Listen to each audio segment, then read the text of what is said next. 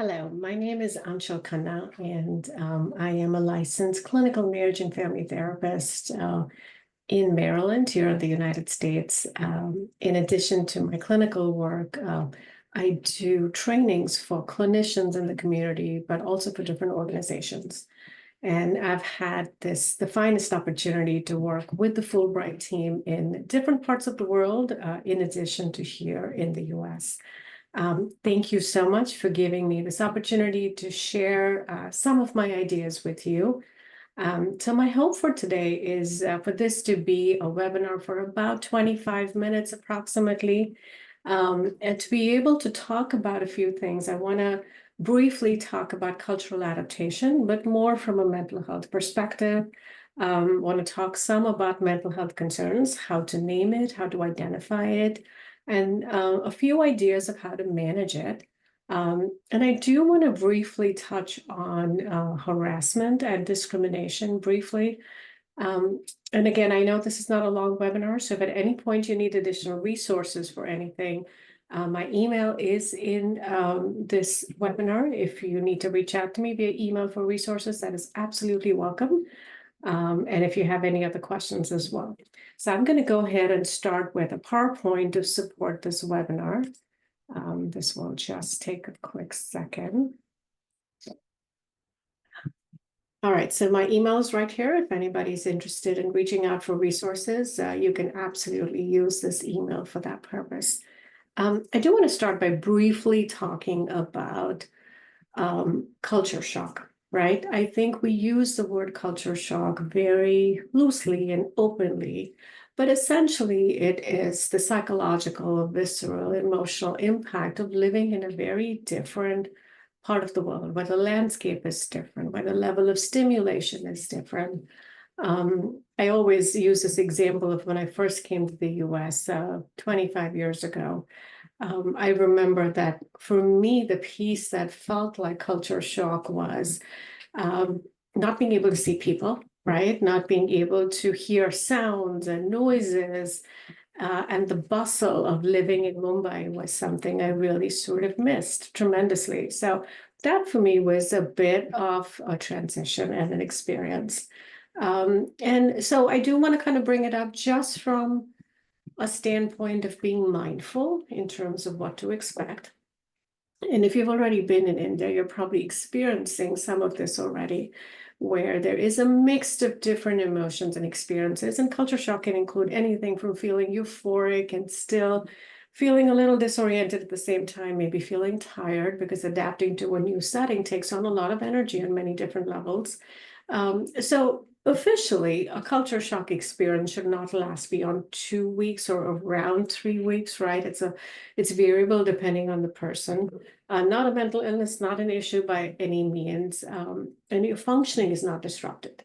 And I think that's an important component here, that this is a very normal, expected transition.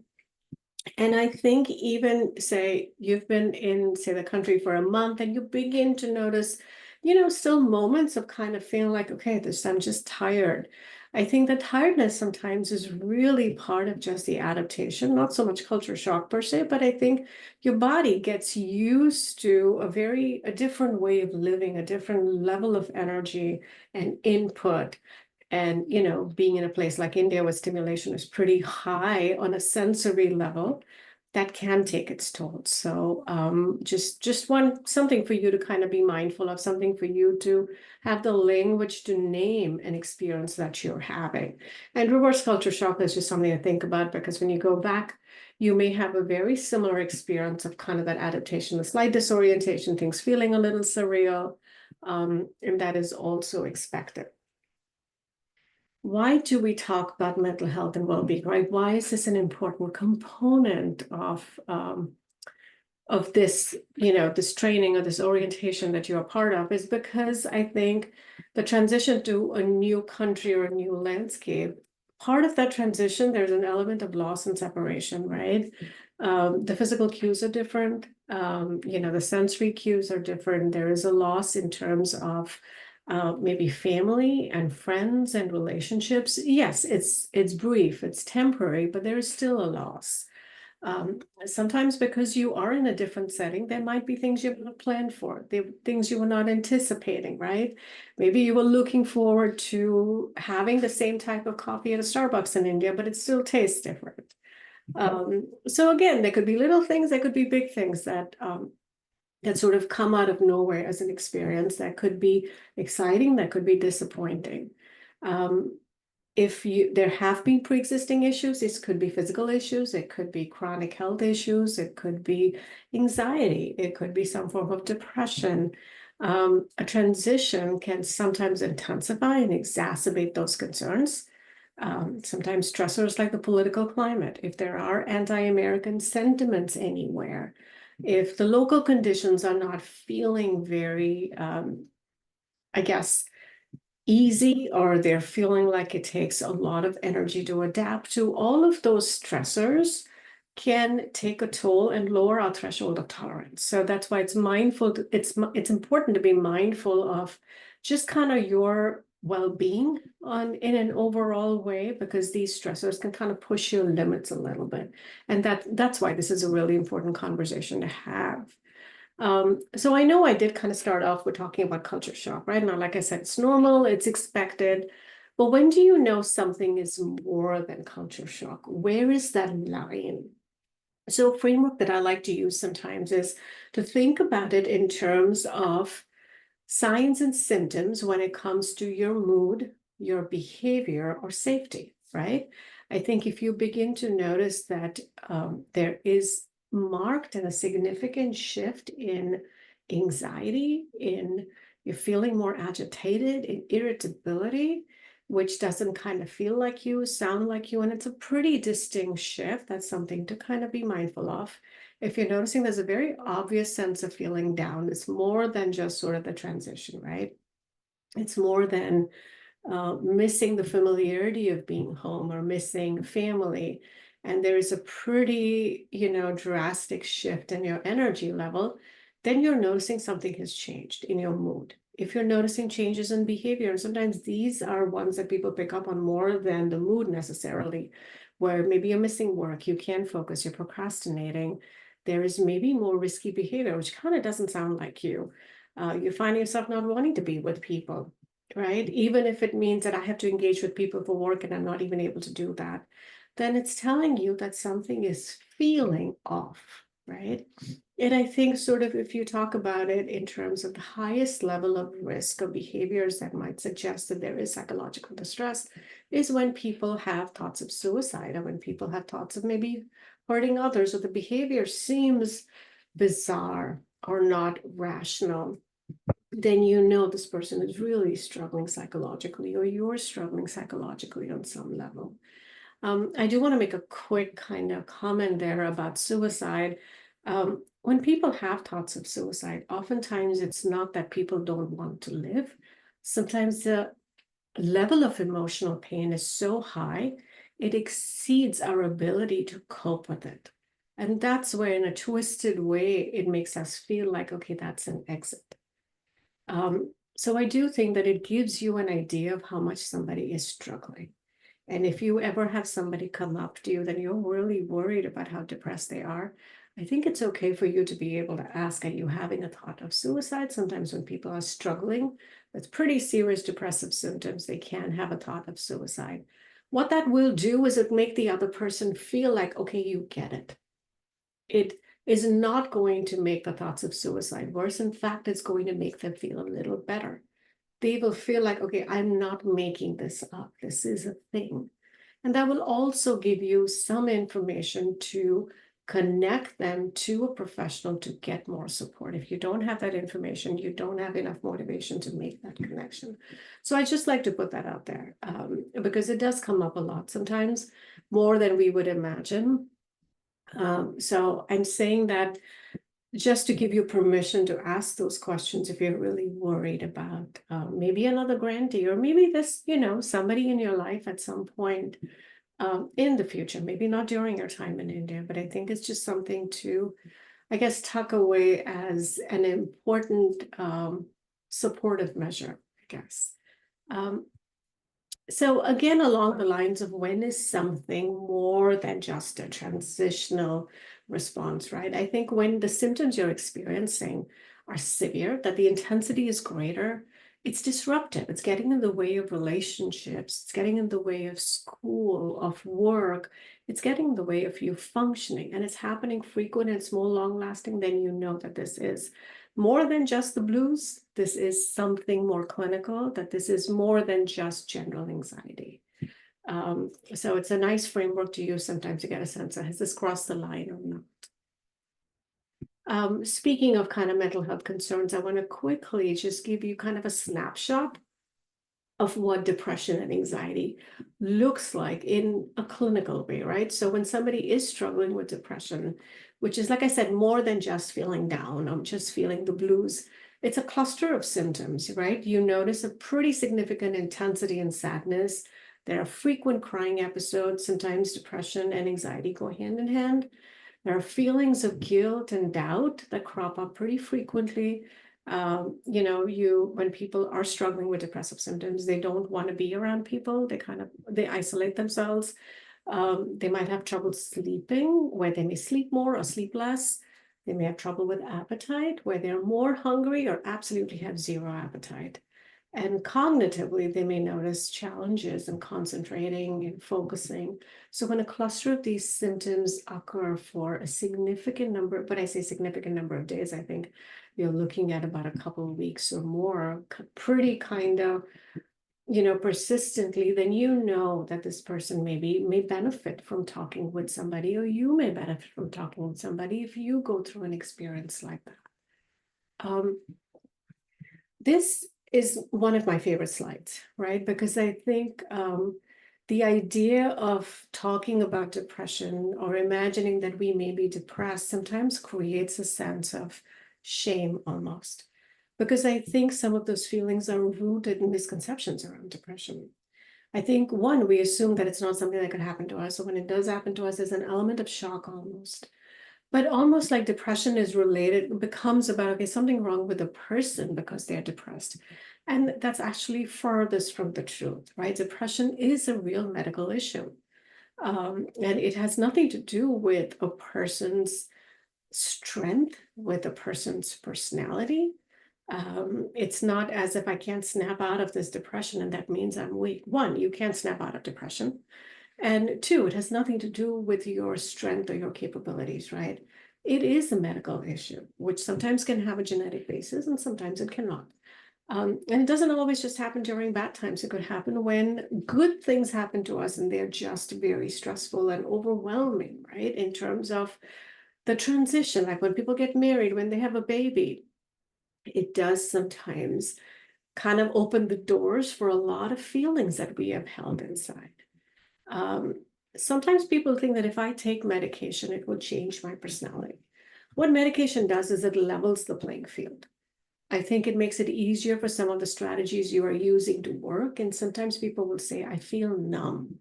But the numbness is basically the intensity of the depression changing. You're not feeling it that intensely.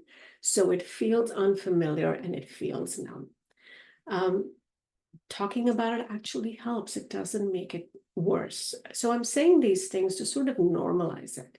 I think sometimes we all go through phases, and some of us maybe have histories of going through periods of clinical depressive symptoms, and they can be managed, through a great combination of therapy and medication or just therapy, whatever feels like a fit for the person.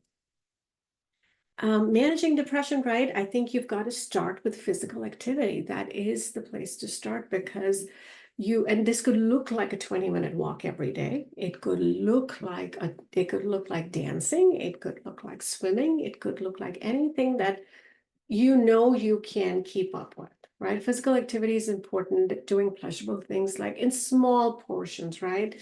Like maybe watching a movie, maybe watching a funny movie sometimes helps. Being realistic about the goals for yourself, not expecting depression to just go away, not expecting to be able to do everything that you did before, setting small goals. And you may start with a very simple goal that I'm going to walk every day, or I'm going to do stretches or meditation or yoga every day for like 15 minutes. It's a small goal, but you do it consistently, you will begin to notice an impact, but gradually and slowly, right? I would postpone any big decisions if you're having clinical depressive symptoms. And there's so much information out there about depression. I think a good source that I have on this slide is the National Institute of Mental Health here in the United States. If you go to their website, they have plenty of resources and handouts on depression and anxiety, post-traumatic stress, that if you want to get more information to better understand it, that would be a good source for you to reach out to. Anxiety, right? Before I talk about anxiety, I do want to say that anxiety is interpreted and expressed and talked about differently across the world and cultures, right? I think in some cultures, anxiety is expressed more in physical terms. In some cultures, it's more like people can talk about it pretty openly as this is a psychological challenge, right? So at the end of the day, you are talking about anxiety manifesting viscerally or cognitively or a combination of the two. For some people, they will ruminate a lot. They will tend to think about a situation over and over again. They will catastrophize in their mind. For some people, the anxiety is in the body. It's more visceral. The heart rate increases. There's a sense of panic. Sometimes people will hyperventilate if they're having a panic attack, which is basically feeling an elevated level of anxiety in a small period of time, right? So anxiety can be expressed in many different ways.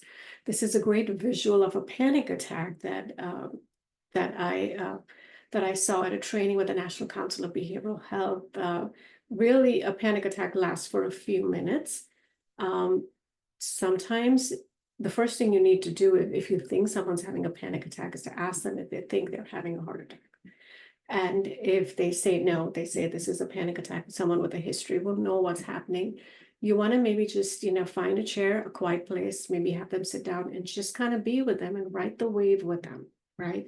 You just have to ride the wave with a panic attack. The anxiety goes up, but it does come down, but it feels very, very overwhelming to the person experiencing.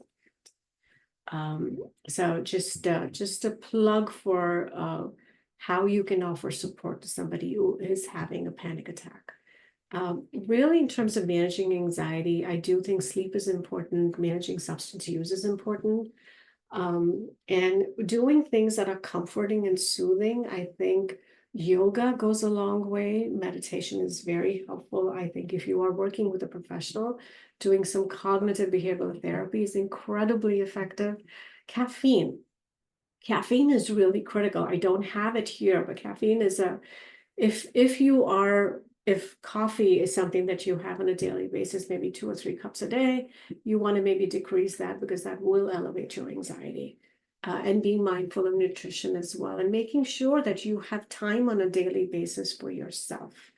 Keeping a journal and writing down your anxiety thoughts can be a nice release so your body and mind is not holding on to the anxiety.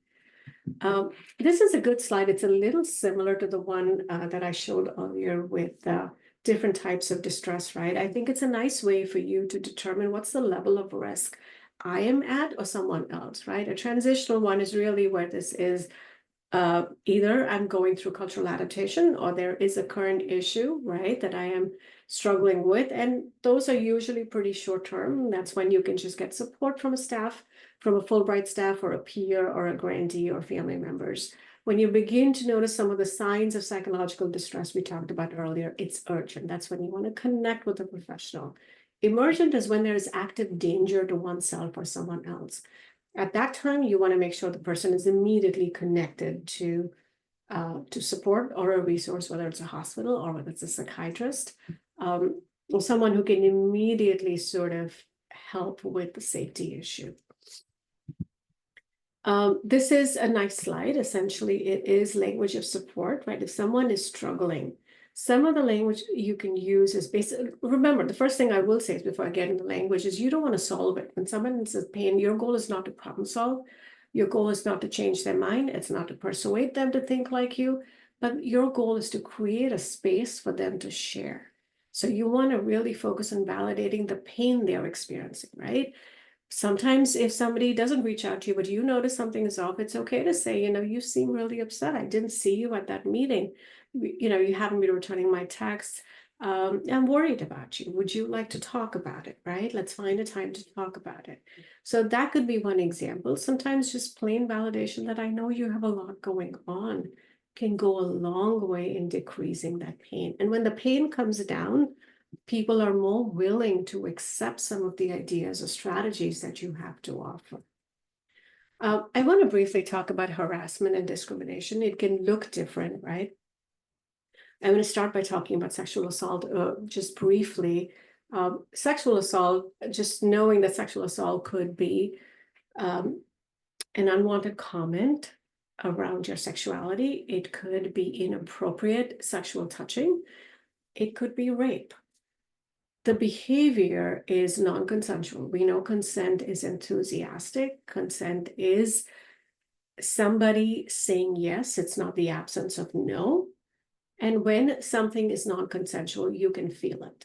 You feel like something has been violated for you. And that is motivated by power and control. When you feel unsafe, when you feel uncomfortable in your body, you know that this is a violation, you are feeling violated. So I do think that you've got to go with your gut.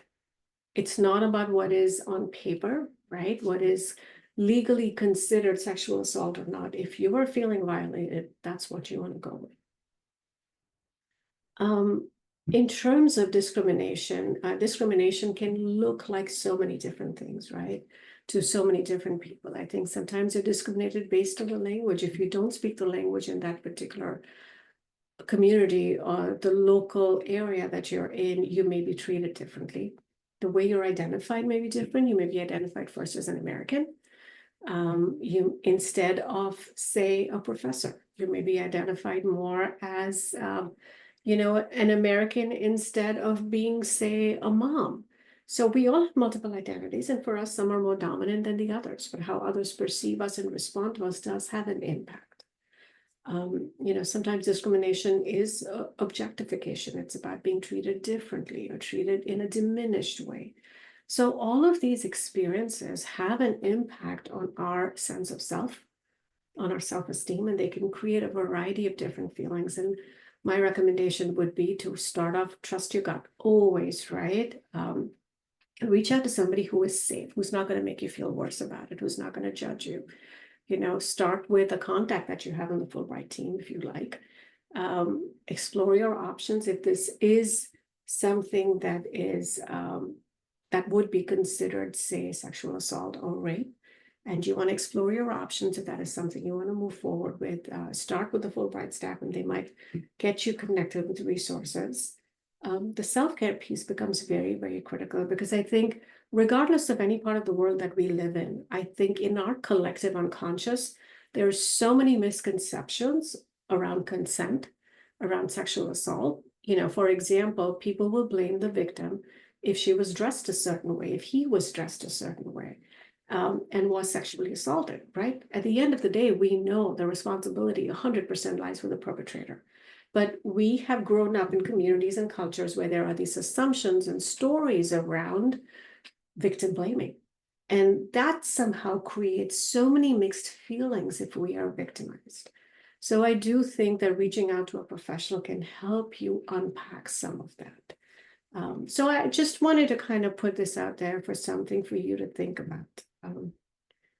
I want to talk a little bit about self-care, and I like this very much because you can't really give your work, your program, your families, your friends, if your cup is not full, right? So taking care of yourself is really, really important. Daniel Siegel has done a lot of work on wellness, and talks a lot about the neuroscience behind it. He talks about how our wellness, our health, is like a healthy mind platter, right? You need a little bit of each: physical time, sleep time, downtime, which is not focused, right? Just, you can see there's a picture of somebody sitting under the tree. Focus time could even be something as simple as playing Lego, right? It could mean, for some people, playing Minecraft. For some people, it is chess. It's a focus time, but it's invigorating, it's stimulating. So self-care looks different for different people. We might not be able to get all of it. I mean, that might seem idealistic, but at least this can jog our minds a little bit to think about what will work for us. Sleep is probably the most critical element of self-care, right? Really being mindful of sleep hygiene, 22 hours, 20 minutes to 2 hours before you go to bed. Really being mindful of the electronic use, what you eat, social media. Really being mindful about what are you doing before you go to bed is really, really important. For some people, a warm bath helps. Sometimes warm milk helps for them 45 minutes prior to going to bed. A progressive muscle relaxation is a great way to relax your body. If you search it up on the internet, there are many scripts for practicing it. Setting an alarm is a great idea, regardless of when you go to bed. It just creates it creates a pattern for you to wake up every day, and that just helps. Thinking about what are some things that have been on my mind. If you feel like you're going to bed ruminating about things, write it in a journal. Just get it out there. That goes a long way. Social connections are huge, especially when you are in a different country, right? I think staying connected with family and friends back home is important. Seeing the value of building a community. Maybe the community could be your cohort. Maybe it could be the organization you're with. Maybe it's, if you're teaching at a school, maybe it's the school you're with. And being realistic about your expectations, right? Am I expecting to make friends? Am I expecting to find a partner? What am I expecting here? And how realistic is that is important. Reflecting on your communication skills, right? Am I somebody who talks a lot? Am I somebody who doesn't talk at all? How do I show up, right? What are my strengths?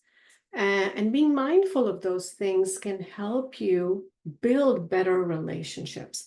Social media, you want to be really mindful that social media can increase depressive and anxiety symptoms. And remembering that what you see in social media is a highlight reel of somebody's life. It's not reality. So that just kind of remembering that can help a lot. Being mindful of your boundaries and others' boundaries, right? In terms of my way of relating with people in a romantic relationship, in a sexual way, how does that perceived in the context I'm at right now, right? What are some ways in which I can be mindful of my safety is really, really important. If being mindful of what are the cultural differences and boundaries, and I think it can vary depending on which part of India you're in, right? So I do think having conversations about that with the support network, with whoever your point of contact is in the Fulbright team, can be really, really helpful. And I think I would say maybe start off more as an observer first before you begin to take any risks from a relationship standpoint. We talked a little bit about medications earlier, but if you are on any medications for anything, health, or for any depression or anxiety or any other psychological concerns, I think make sure you continue to stay connected with your provider who's prescribed the medication. If you are going to see somebody in India for medication, you make sure you give them the history. That's really, really important. Emotional regulation is really at the core of self-care, right? At the end of the day, everything comes down to our ability to tolerate discomfort. Our supervisor may say things we don't like. Our kids may react in ways that really pushes our buttons. We might be stressed by the way we are doing things. So all of that causes visceral discomfort, and how we regulate it will determine how effective we are, right? So I do think that when we struggle emotionally, what it does is we lose the ability to have an objective sort of perspective or lens on things. So the most important thing when you're experiencing discomfort or you're experiencing an emotion that's intense, one is to catch it, is to name it. What am I feeling? And I know that sounds very cliche coming from a therapist, but the reality is when you name a feeling, it gives you more control, but it also makes you feel better. Say I am feeling anxious. The second thing I would do is I would be curious. Why am I anxious? Maybe I am anxious because I got that very confusing text or email from somebody. Okay, so I am feeling this way. That process in itself will create a little bit of headspace for you to think more about next steps, right? Will prevent you from acting on the emotion. So you want to move from reactivity to responsiveness as much as possible. Sometimes you have an emotion that really is saturated. At those times, you want to hit the brakes. all right, I need to step away. I need to take a break for 10, 15 minutes, do something that will bring my heart rate down, and then come back and address the issue again. So emotional regulation is really, really critical in every aspect of our lives. This is just a repetitive slide around supporting another grantee. This is one of my favorite quotes, right? That I think between stimulus and response is always a space, and in that is our power to choose our response. Goes back to our ability to regulate emotions. The more we can regulate our emotions, the more we can use that space to have an effective response. I will end with this slide. I think it summarizes pretty much anything and everything. I think when we feel stuck, when we feel a certain way, we need to remind ourselves of what we can control. What are our expectations? And the only thing we can control are our ideas, our feelings, our actions, our efforts. We have zero control over everybody outside of us, though we wish we did.